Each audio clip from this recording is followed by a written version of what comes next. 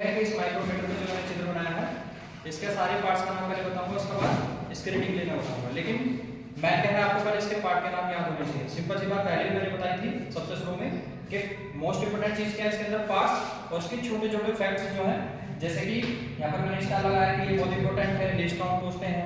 बाकी इसका main scale सब स्केल कितने डिजिट होते हैं, उसके बाद फुल स्केल पे कितने डिजिट होते हैं, ये सारी चीजें आपको पता होनी चाहिए। शुरुआत करते हैं, ठीक है। सबसे पहला वाला जो ये वाला हिस्सा दिख रहा है इसे कहते हैं एनविल। एनविल और एनविल, इसके बाद ये वाला जो मूव करता है ये फिक्स होता है और ये मूव करता है, इस वाले इसको कहते हैं स्पिंडल। क्या कहते हैं? स्पिंडल। स्पिंडल फेस और एनविल फेस। फेस का मतलब चपटा होता है, रेक्टेंगल टाइप में, इससे हम कोई भी ऑब्जेक्ट को पकड़ते हैं। पकड़ने का मतलब ये है ऑब्जेक्ट को कि जिसका हमें डायमीटर मेजर करना है। डायमीटर मेजर करने का मतलब देखो ये काम क्या करता है, ये काम करता है डायमीटर को मेजर करने का।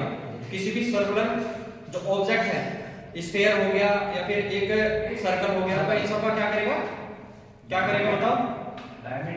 डायमीटर मेजर करेगा। उसके साथ एक और चीज भी करता है, किसी भी शीट की मोटाई को मापना है तो भी इसे माप सकते हैं, लेकिन एक छोटे लेवल पे। कितने एमएम तक? 0 से लेके 25 एमएम तक। इससे बड़े बड़े भी होते हैं 25 से लेके 50 एमएम तक के भी, लेकिन वो भी माइक्रोमीटर ही होते हैं। जैसे कि आपको ये दिखा है, थोड़ी देर पहले दिखाया था कि ये कितना है 25 से 50 तक मेजर करना होता है। इसका पता कैसे चला तुम्हें 25 से 50 तक मेजर करेंगे? क्योंकि इसके अंदर यहाँ पर थंब स्केल से और रेजिट से घुमाने पर इसमें टिक टिक की आवाज आ रही है और इसमें यहाँ पर गैप है। यहाँ पर जो गैप है ये कितना है? ये 25 एमएम का गैप होगा। इसका मतलब इस 25 एमएम के बाद ही जो इसके आगे की डायमीटर होगा या फिर इसकी जो दूरी होगी उसी को हम मेजर कर पाएंगे, ठीक है। इसके बाद ये सी फ्रेम है, क्या है? सी फ्रेम। इसको पकड़ेंगे। बाकी सी फ्रेम या फिर डी टाइप का भी होता है ये। उसके बाद ये है लॉक नट, या लॉक नट का मतलब इस स्पिंडल को रोकने के लिए प्रयोग होता है। उसके बाद ये वाला जो स्केल है इसे हम मैन स्केल कहेंगे ऊपर वाले को, जिसे जनरली से रीडिंग लेनी है हमको। और ये सब स्केल है, मतलब इसी स्केल का एक सब पार्ट मतलब आधा हिस्सा होता है जिसे हम सब कहते हैं, ठीक। और जो मिडिल की लाइन देनी है ना आपको, मिडिल लाइन, जिससे हमें रीडिंग को इंडिकेट करते हैं, मतलब ये रीडिंग को इंडिकेट करता है, हमें रीडिंग इसी से लेनी पड़ती है, इसी को रेफरेंस मानते हैं, तब जाके हम क्या करते हैं, रीडिंग को लेते हैं, ठीक। इसे कहते हैं इंडेक्स लाइन। क्या कहते हैं इसको? Index line. बहुत इंपॉर्टेंट है। उसके बाद ये जो इतना हिस्सा दिख रहा है ये थंब स्केल का हिस्सा है। क्या है? Thumb scale.